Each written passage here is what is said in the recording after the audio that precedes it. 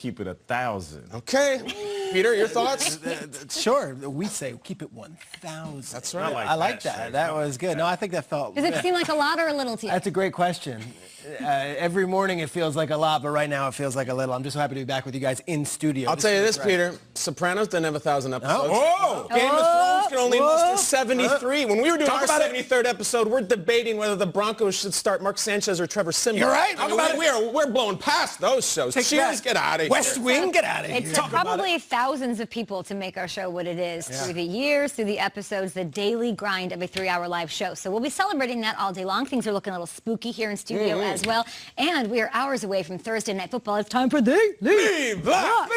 That's right, guys. Tonight, it's Matt Ryan leading the Falcons into Carolina to battle Teddy Bridgewater and the Panthers. Falcons, Panthers. It's tonight, Thursday Night Football, 7:30 p.m. Eastern on Fox, on NFL Network, and streaming on Prime Video. Let's get right to where it's all going down tonight. Our very own Randy Moss is at Bank of America Stadium in Charlotte this morning. Randy, welcome to the show. You were also a part of our show in our first year back in 2016. Can you set the scene for us down in Carolina? What's the mood like ahead of this Thursday night matchup?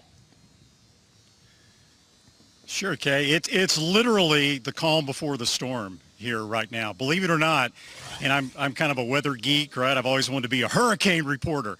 But you look at the weather apps, and we are in Charlotte, a tropical storm warning right now. Hurricane Zeta is supposed to make its way at warp speed through the upper southeast part of the United States today.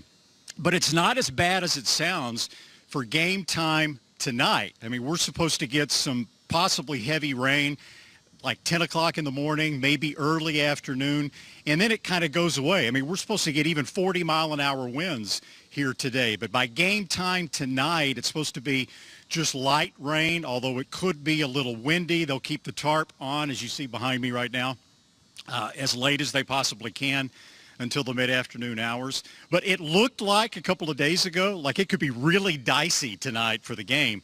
And, of course, Charlotte here is known for having some pretty interesting weather situations, being an outdoor stadium and with a Bermuda grass field. But it looks like we've kind of dodged the worst part of that. And even with no fans or very few fans, that's good news for tonight. Randy, you're all over it. A little weather, even a little botany with the Bermuda grass. How about some football? Randy, Christian McCaffrey, we've been hearing updates all week. Whether or not he could play, a reference you would appreciate, he feels like a thoroughbred who's been in the paddock. When can we get McCaffrey on the field? Could it happen tonight? And he might have a muddy track if he's on the field tonight, right? Whoa, you know, NFL Network has been reporting all week that it's a long shot that McCaffrey actually plays tonight. So do we expect him to play? No. But as you see, the rain may be starting to spit a little bit right now. But we don't know right now if he's going to play or not. And there's a couple of factors that go into this. First of all, they don't have to declare this week his game status. They don't have to say he's questionable, he's doubtful, because he's on the designated to return list coming off IR.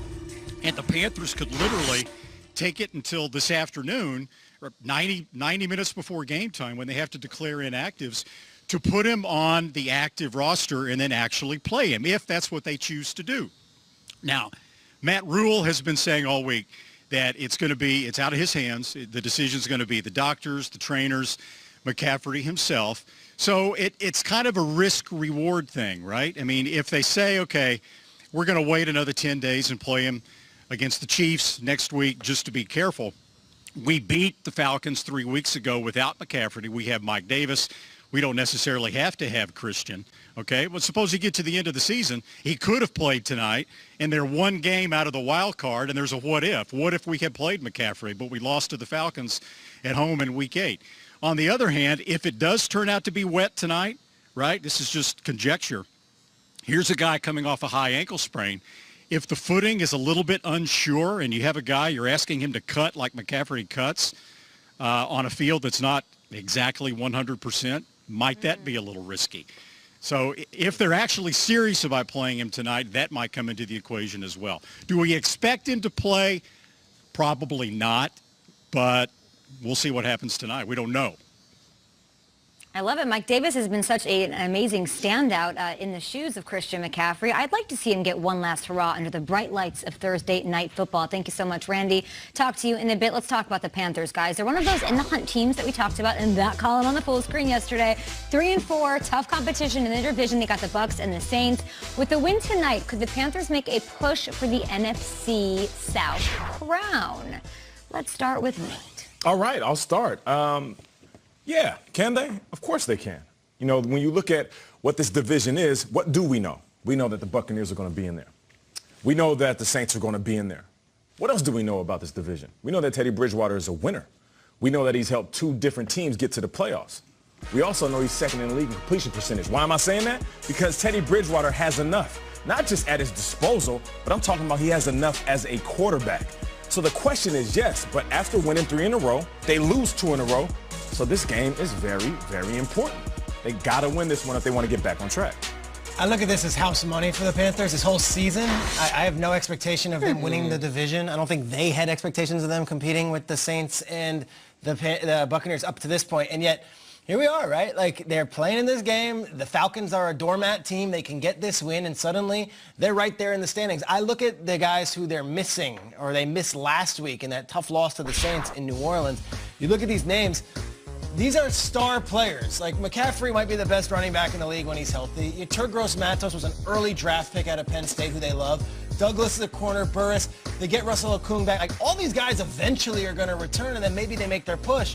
But is this team going to topple the Buccaneers or the Saints? Realistically, probably not. Probably not. They're looking at a wild card right now. That's what I'm thinking right now. I don't see this team suddenly having this magic with a first-year coach, first-year offensive coordinator, first-year quarterback with this team. It's all house money. To me, always, the Panthers are a 2021 team. Okay. The fact they're even playing in this and having this conversation right now with all the youth on that roster, I think this is great. I think it's just gravy, and they should win tonight. But what if they flip the switch, you know? What if they make a run? What if they get hot? What if crazy Matt Rule has them playing electric football? They're going to need weapons because Tampa's loaded, New Orleans loaded. They're going to need guys that maybe aren't household names to become that. And that brings us to the Curtis Samuel portion of the program. Now, this is what I'm talking about. Curtis Samuel, maybe you don't even know him if you're a periphery fan. Second-round pick out of Ohio State, a guy who is from Brooklyn, here in New York, went to Erasmus Hall High School in Brooklyn. Here's the deal as it pertains to our show. He came on the show in studio a few years ago. We fell in love with him. Just loved his presence, loved his athletic ability. We started calling him the Brooklyn Baller. And since then, in the years since then, not a month goes by, certainly not a season, when one of us does not say, Curtis Samuel, it's going to happen. He's going to be a star. Here's a taste. Yes. I was so excited about Curtis Samuel's rookie season. It's Curtis Samuel's intangibles, because that's what makes him special. And what he's built for is perfect for this offense. So he could be that ultimate X factor in this game. He played running back at times for Ohio State. He played wide receiver for Ohio State. He can do it all, and I think the Cat Pack is something we're going to be talking about on Monday, and Curtis Samuel's going to have a breakout game. I'm going to go with the Brooklyn Brawler. That's my guy, Curtis Samuel, and I think he has a breakout performance tonight. I think he has a huge game. That was Peter hyping Curtis Samuel and taking a bite out of crime. The thing is, it's starting to happen. He scored a touchdown last week. He's become their move the chains guy. Dude, not what you would think. They play him at running back. Running back, he's got at least 4 carries a few times. He's got a bunch of third down conversions. It's starting to happen. Cat Pack, Brooklyn Baller, Brooklyn Brawler. It's finally happening. Our show finally looks good. He's the Brooklyn Brawler. Brooklyn Brawler. The Brooklyn Baller. WWF, Brooklyn Brawler. Right, but he's a baller. Brooklyn Baller. We named him it. And I've been coaching Pop Warner for the last few years, and I tell you what, anytime we take a trip from New Jersey across the bridge to New York, they talk about him like he is a legend. Oh, yeah? Literally. He was unstoppable when he was in Pop Warner in high school. So we want to see that in the NFL.